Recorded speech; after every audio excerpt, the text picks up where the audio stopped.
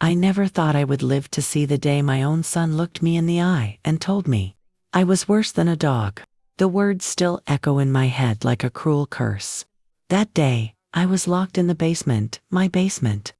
In the house I had built with my own 2 hands, and for hours, I sat on the cold concrete floor wondering where I had gone wrong as a mother. I can still smell the dampness of that basement. The dust. The faint scent of the canned food I had stored years ago for emergencies. I could hear their voices upstairs, muffled, as if the ceiling itself was laughing at me. I could hear plates clinking, chairs scraping, even a burst of laughter. My son's laugh. It cut through me like a knife. I pressed my hands against the rough wall, my breath shallow, my knees ached from the hard floor. But that pain was nothing compared to what I felt inside. I had raised that boy. Fed him when I had nothing but scraps. Worked night shifts so he could have shoes for school. And now, he had turned me into a prisoner in my own home. But I need to take you back to the beginning, so you can understand how everything came to this. When my husband passed away 15 years ago, I thought my world was over. We had been married for 32 years, and he had been the one person who made life bearable during the hard times. I buried him on a rainy Wednesday morning, clutching my son's hand. He was just 20 then, still in college. I promised myself that day I would do everything to make sure my son had the life his father wanted for him. So I worked harder. I cooked, cleaned, and picked up extra hours at the nursing home where I worked just to keep the mortgage paid. And when my son graduated and got his first job, I thought maybe all those sacrifices had finally paid off. He met his wife a few years later, a young woman named Tonya. At first, I welcomed her with open arms. I cooked for her. I even gave up my own bedroom so they could stay with me while they saved money for a house. I thought I was doing the right thing. But somewhere along the way, something changed. The little things were the first warning signs. She would sigh loudly if I sat too close to them while watching TV. She would complain about the smell of my cooking, saying it was too greasy or too old-fashioned. One day she even threw away my old family photos from the living room shelves, saying they cluttered the place. My son said nothing. Nothing. I told myself not to be sensitive. Young couples want their space, I reminded myself. But soon, it was clear that this wasn't just about space. The shift started small, but soon my home no longer felt like mine. One evening, I came back from work exhausted. My back ached from lifting patients all day at the nursing home, and my feet were swollen from standing for hours. When I opened the door, I found Tonya sitting on my couch with her feet up on my coffee table. "You should knock before entering," she said flatly, without even looking at me. I laughed nervously, thinking she was joking. "This is my house," I replied softly. She didn't even respond. She just turned up the TV volume and continued scrolling through her phone. I went to my kitchen to make some tea, only to find that half of my pantry was empty. She had thrown away the flour, sugar, spices, all the things I kept to make the meals my husband loved. In their place were boxes of expensive snacks and fancy coffees I had never heard of. When my son came home that night, I tried to tell him how I felt. But before I could finish, Tonya interrupted and said, "Your mom doesn't respect me. She wants to control everything in this house. I can't live like this." I watched my son's jaw tighten as if he were holding back anger. He didn't even look at me. "Mom," he said finally, "maybe you should just stay out of our way a little more. We're trying to build our life here." Those words shattered me. Stay out of their way. I had given them everything: my house, my time, my money, and now I was a burden. The days that followed were unbearable. They stopped inviting me to dinner, even though we lived under the same roof. I would sit alone in my small bedroom while I heard them laughing in the dining room. Sometimes, I could hear Tonya mocking me, calling me old-fashioned, saying I didn't understand the modern world. And then came the night that changed everything. I had cooked a simple meal for myself, lentil soup, just like I used to make for my husband. I sat quietly at the kitchen table eating when Tonya stormed in. "This house smells like an old hospital," she shouted, waving her hand in front of her nose. "You're making the place stink. If you can't respect that this is our home now, maybe you shouldn't live here at all." I froze, the spoon halfway to my mouth. "Our home," I whispered. She smiled coldly. "Yes, our home. You just live here out of kindness. But honestly, I think it's time we made some changes." I went to bed that night with tears streaming down my face.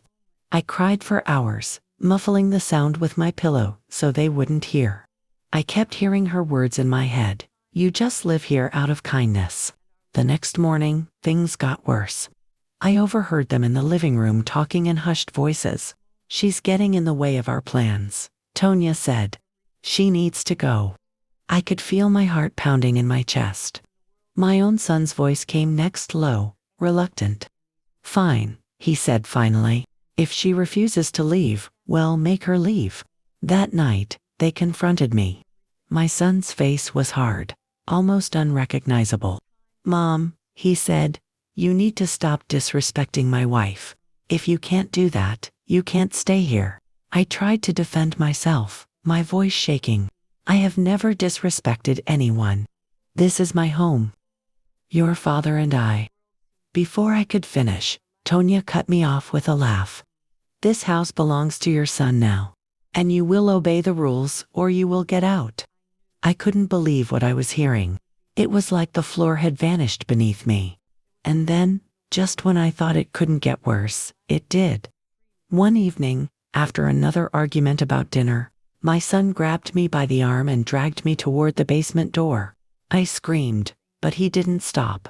"You're going to stay down here until you learn some respect," he said through clenched teeth. And just like that, the door slammed shut, leaving me in total darkness.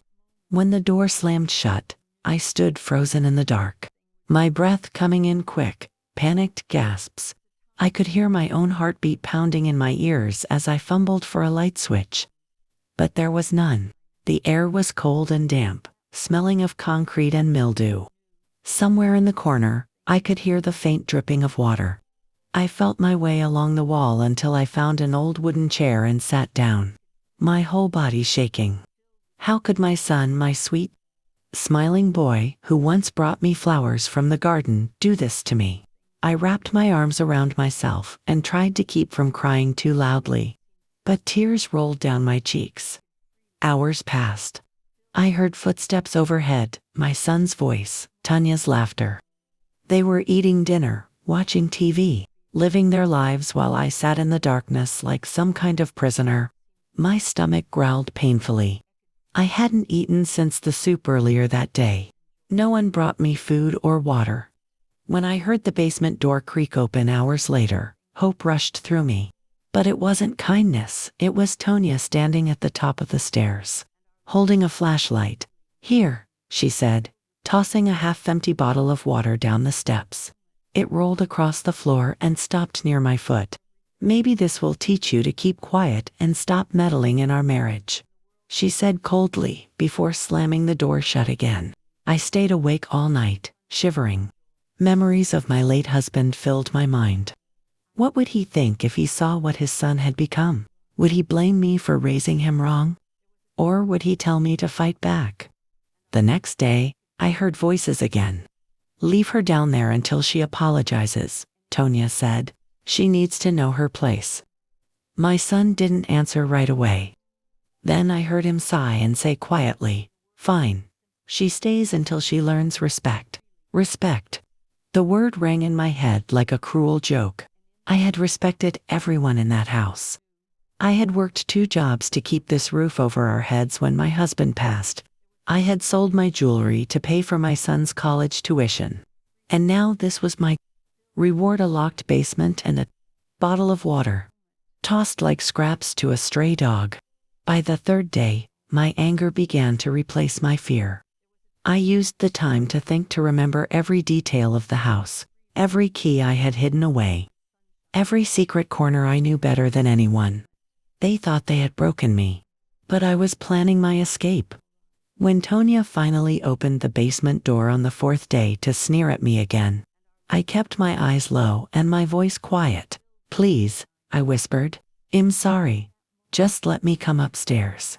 I won't cause trouble." She smirked. "That's better. Maybe there's hope for you yet."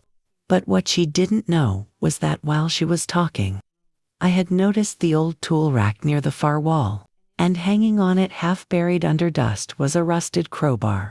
That crowbar became my lifeline.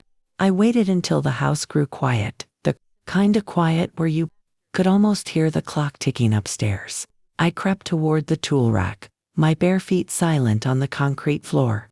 The crowbar was heavier than I expected, its metal cold against my palm. But as soon as I held it, I felt something inside me shift.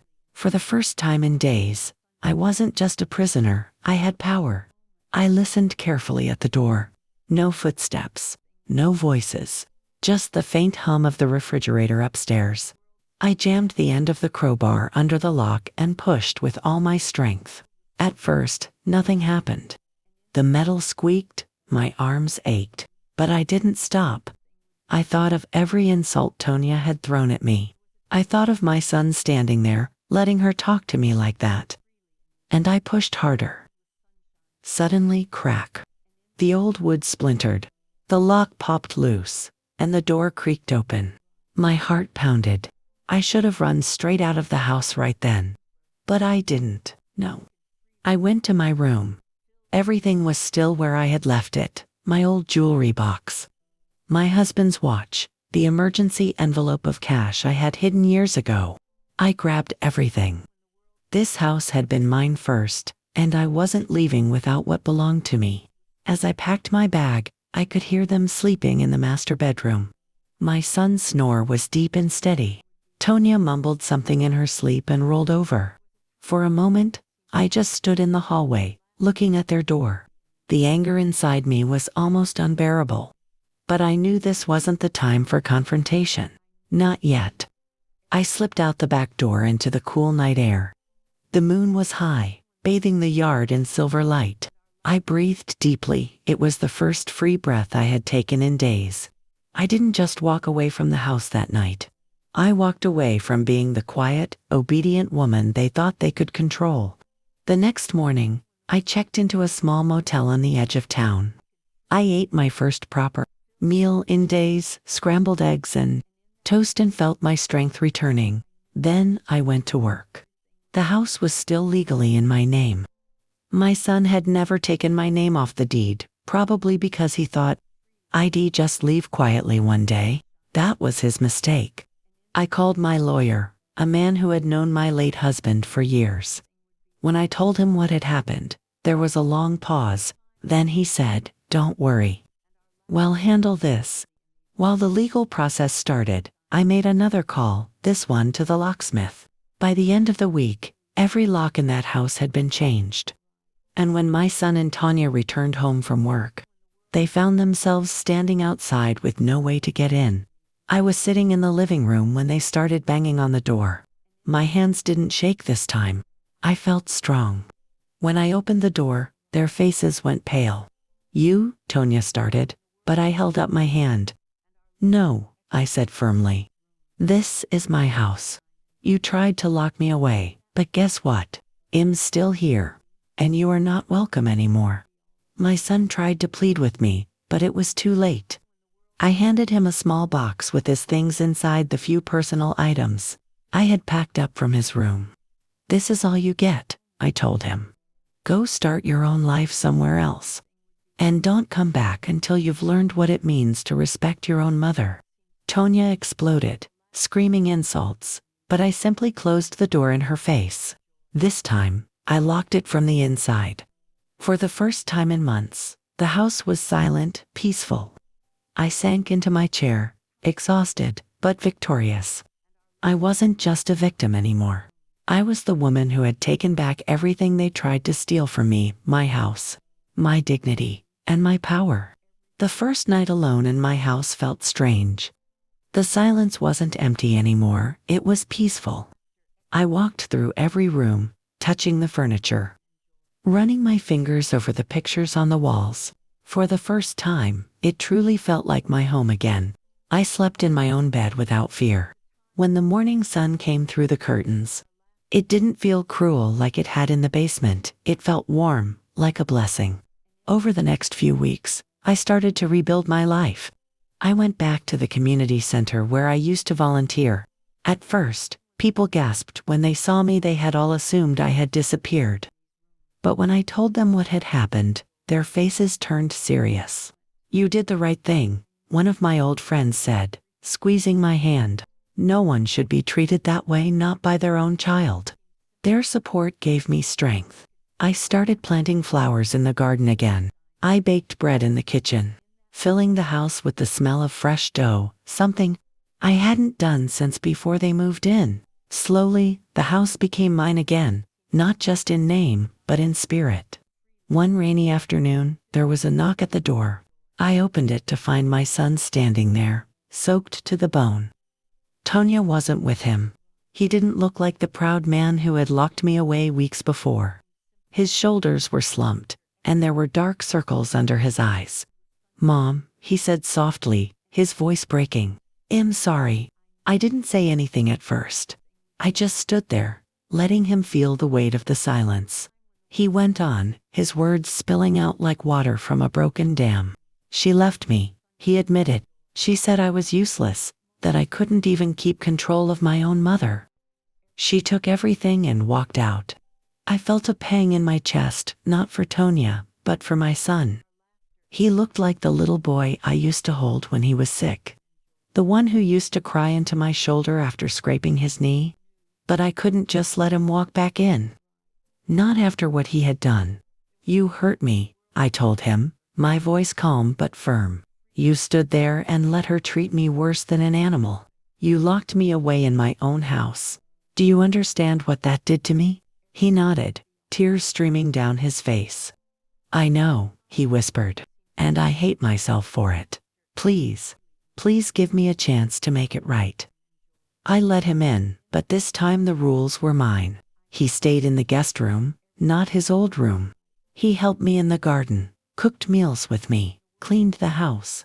Slowly, I saw glimpses of the son I used to know, the one who had once been kind, who used to laugh with me in the kitchen when he was a boy. One evening, we sat at the table eating dinner, and he reached across to hold my hand. "Thank you for not giving up on me," he said quietly. "I want to be the kind of son Dad would have been proud of." For the first time in months, I smiled a real smile. "You still have a long way to go," I told him. "But maybe we can start again." Weeks later, just as life was beginning to feel normal again, there was another knock on the door. When I opened it, Tonya was standing there, looking nothing like the woman who had once strutted through this house. Her clothes were wrinkled, her makeup smeared. "I made a mistake," she said, her voice shaking. "I don't have anywhere else to go. Please, let me in." I looked at her for a long time, feeling no anger this time, only pity. "You made your choice," I said softly, "and now you have to live with it. This house is no longer yours to enter." I closed the door, locking it behind me. Then I turned back to the living room where my son was waiting. For the first time, I felt truly free, not just from her, but from the fear and pain that had chained me. This wasn't just a house anymore. It was my sanctuary, my second chance, and I wasn't going to let anyone take that from me ever again.